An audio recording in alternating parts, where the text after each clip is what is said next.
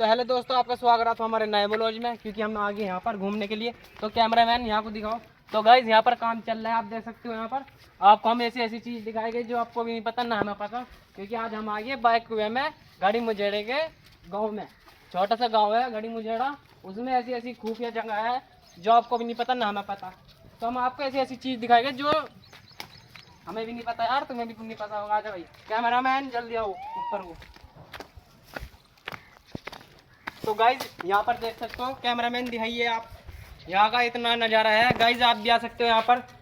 Video में कोई भी नहीं मना करेगा। गाइज इधर को आ जाओ भाई, कैमरामैन यहाँ को फोकस करो।